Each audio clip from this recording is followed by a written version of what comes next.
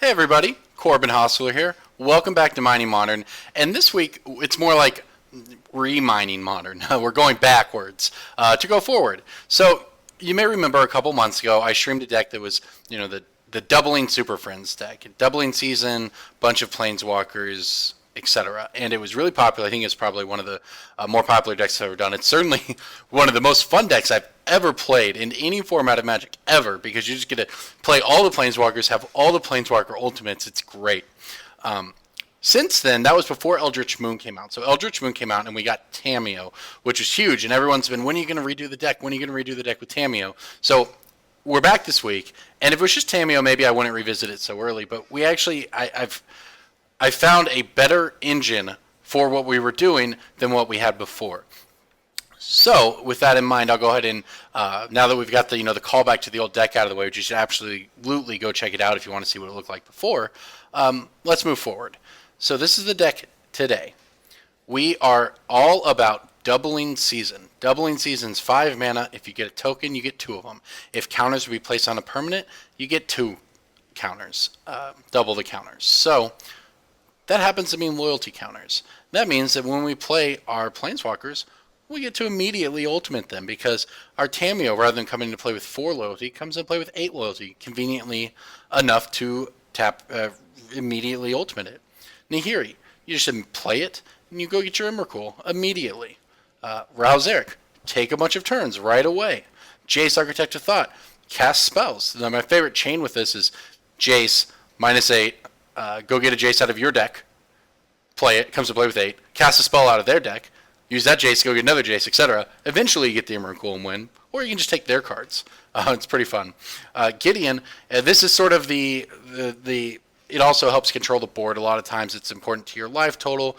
Just having 12 on this and immediately going up to 14, making creatures attack it, is just a huge wall to protect your other planeswalkers. And then, of course, the Emrakul for the Nahiris. And Nissa is a good 3-drop. It's something to do a lot of the times when you need a turn 2 play with the Mana Dork. And it's just good. It makes plants. It keeps the rest of your guys alive by coming to play turn early and just spitting out plants to protect your other planeswalkers. And it can win those slower games where you just go all in. So now, this is sort of the change. Before, the deck had a bunch of Mana Dorks and Sylvan Caryatids and things like that. Not to mention some other random planeswalkers like Elspeth Sun's Champion, Xenagos, because you get 2 tokens with doubling season out. But we cut some of the flack because we got Tamiyo, which is just incredible to immediately ultimate. We also have, in my opinion, a certainly more explosive mana engine, and I think a better mana engine. Now, there's no 2-drops in the deck at all, and that's on purpose because we have nothing but ramp spells at 1 mana. So we have Arbor Elf, untap a land. Birds of Paradise, make any mana you want. Noble Hierarchs, make all the mana. Utopia Sprawl, make all the mana. Oath of Nissa, go find your Mana Dork, go find your Planeswalkers, get a land when you need it. Really, the second line allowing you to just cast the Planeswalkers for any color of mana is huge. And then the lands, sort of, a bunch of fetch lands, get what you want. You always want to fetch a forest early.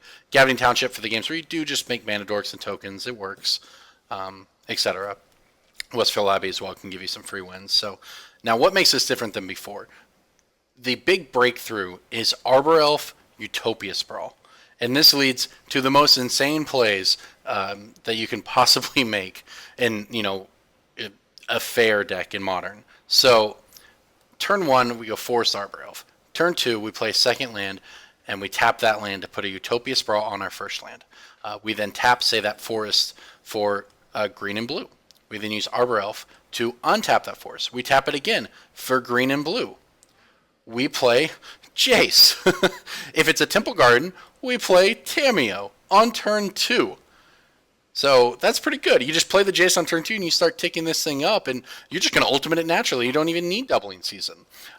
So while this doesn't have sort of the protection that Sylvan Caryatid did, obviously being hexproof and being able to block, it is much more explosive. I've played turn 2 Nahiris several times with the deck, and you just turn 2 Nahiri, up it, turn 3, up it, and at that point, it's your turn 3, you pass back to them, and they, on their third land, have to either be able to deal with your Nahiri, or you're going to ultimate it naturally.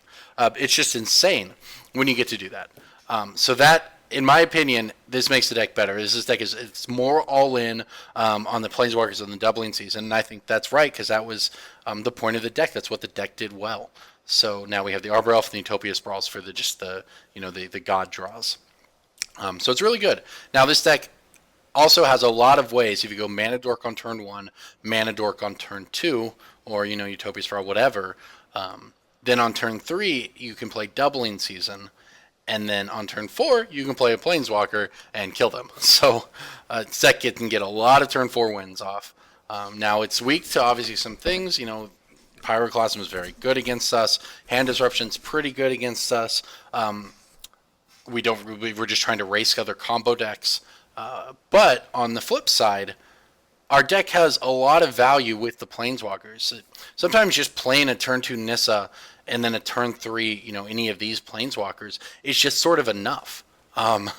You just grind them out, whether you're making plants and going in on Gavany Township, and this deck doesn't necessarily need to combo out to kill people. It can just get a lot of value out of its Planeswalkers and kill people. I mean, here he locks down a board pretty well, even if it's not ultimating immediately. So to the sideboard, we just have a bunch of generic options. Leyline of Sanctity for those decks that want to Thoughtseize us, not to mention combo decks, etc. Blood Moon, these used to be in the main deck, and in my opinion, they was just worse. The Blood Moon games, if they killed your Mana Dorks and you had a Blood Moon, sometimes you just couldn't even make the mana you needed. I get it. If you have Oath of Nissa and Blood Moon, it doesn't matter if you're locked out as well. But I just felt like it diluted what the deck was trying to do. So I've moved them to the sideboard. Rest in Peace for the Graveyard deck, Stony Silence for Affinity and Lantern, etc. One Rest for the Worry for Burn. So that's the deck. This is with the updates, and we're gonna run this through some matches here, and this is a lot of fun. So if you've seen the deck before, I hope you enjoy some more matches, and if you haven't, strap yourself in because it's gonna be a good time.